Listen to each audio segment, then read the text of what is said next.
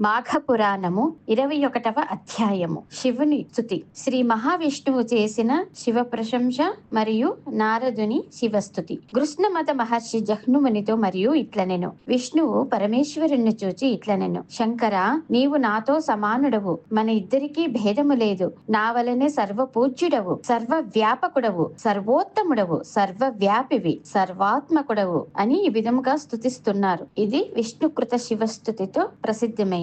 శంభో భవానర్క హిమాంశు వహ్ని నేత్ర త్రయస్తే ఖిలలోక కర్త తథా సమస్తామర పూజితాంగ్రి సంసేవ్యమాన సురయోగి బృందైః నచాప్తి కించిత్తివ మిత్ర భేదస్తే హంత్వహం త్వం సురనాథ సత్యం వేదాంత వేద్య ప్రముఖానిశం త్వాం సంన్యాసిన స్వర్గ విముక్తి హేతుం వదంతి తద్వత్ సుభజంతి శంభో ప్రయాంతి ముక్తించ తవ ప్రసాదం సర్వభేద వినిర్ముక్తః సర్వభేదాశ్రయో భవాన్ త్వం దిష్టాయ లోకేస్మిన్ మహాదేవో మహేశ్వరః త్వమేవ పరమానందస్త్వమేనాభయదాయకః త్వమక్షరం పరం బ్రహ్మ త్వమేవ హి నిరంజనః శివః సర్వగతః సూక్ష్మః పరబ్రహ్మ సనాతనః త్వం శక్రః సర్వదేవానాం బ్రహ్మా బ్రహ్మవిదామపి ఋషీణాం చ వసిష్ఠస్త్వం వ్యాసో వేదవిదామసి సాంఖ్యానాం కపిలో దేవః రుద్రాణామపి శంకరః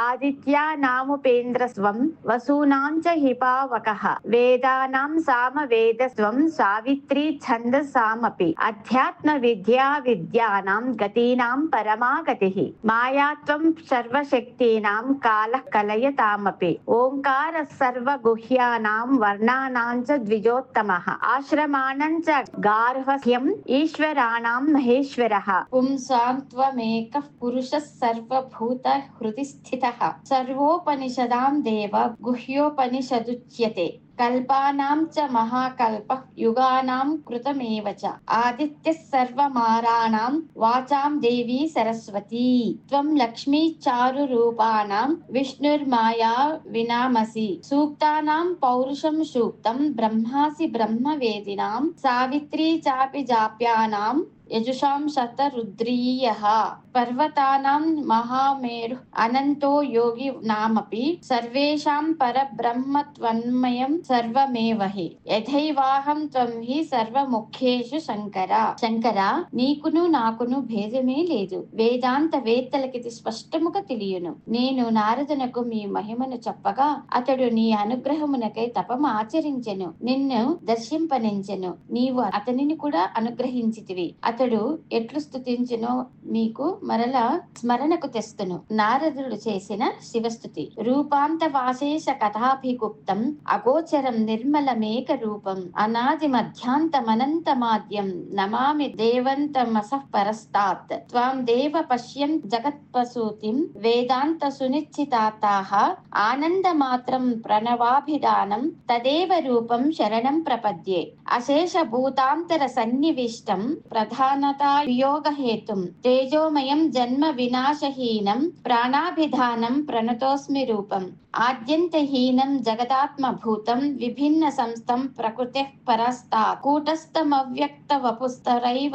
నమామి రూపం పురుషాభిధానం సర్వాశ్రయం సర్వజగద్విధానం సర్వత్రకం సర్వత్రమ ప్రవిష్టం సూక్ష్మం విచిత్రం త్రిగుణం ప్రసన్నం నతోస్మితే రూపమలుప్త భేదం ఆద్యం మహత్యే పురుషాత్మ రూపం ప్రకృత్యవస్థం త్రిగుణాత్మ బీజం ఐశ్వర్య విజ్ఞాన విరాగ ధర్మైః సమన్వితం దేవనతోస్మి రూపం ద్విసప్త లోకాత్మకమంబు సంస్థం విచిత్ర భేదం పురుషైకనాథం అనంత భూతైరధివాసితంతే నతోస్మ్యహం తజ్జగదండ సంస్థం అశేష దేవాత్మకమేకమావ్యం స్వతేజసారూపిత లోక భేదం త్రికాలహేతుం పరమార్థ రూపం నమామ్యహం త్వాం రవిమండలస్థం సహస్రమూర్ధానమనంతం శక్తిం సహస్రబాహుం పురుషం పురాణం శయానమంతసలితే తథైవ నారాయణాఖ్యం సమాఖ్యం ప్రణతోస్మి నిత్యం దంశ్రాకరాళం త్రిదశాదివంద్యం యుగాంతకాలానల కాల రూపం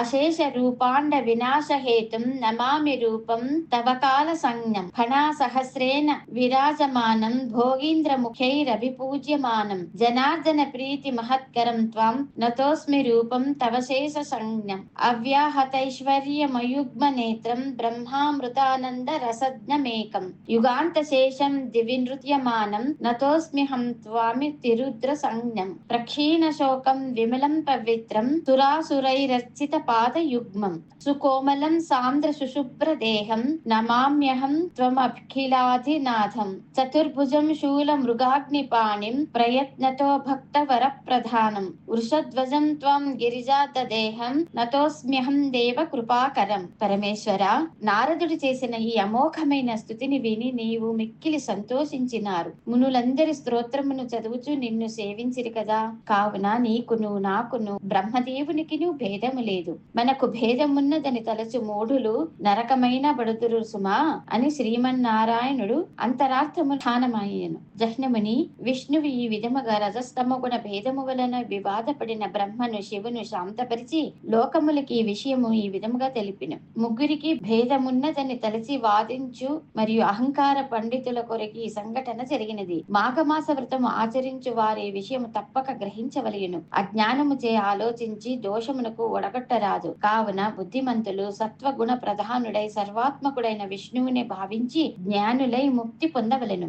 అజ్ఞానులు మాఘమాస వ్రతము ఆచరించి జ్ఞానులై ఇహపరమందు సుఖింపవలయును. వృధా వాదము బుద్ధిహీనులకే గాని బుద్ధిమంతులకు కాదు తెలుపుటకే ఈ సంఘట జరిగినది. లేనిచో సర్వాధికులు సర్వాధారులు సర్వోత్తములకు త్రిమూర్తులకు కలహం ఏమి, ఎక్కువ తక్కువలేమి? మూఢుడైనను భక్తి మాఘమాస వ్రతము ఆచరించిన జ్ఞాని అయి సుఖించును. అహంకారము దుఃఖమును కలిగించున్నది. అది త్రిమూర్తులంతటి వారికైనను తప్పదని దీని భావము. గర్వమని అశక్తుడైన వాని నాక్షేపింతురు. సర్వసమర్థుడైన వానికేది అయినను వాని శక్తికిను లోబడినదే. పరమాత్మకు అహంకారం ఎట్లుండను? ఉండదు.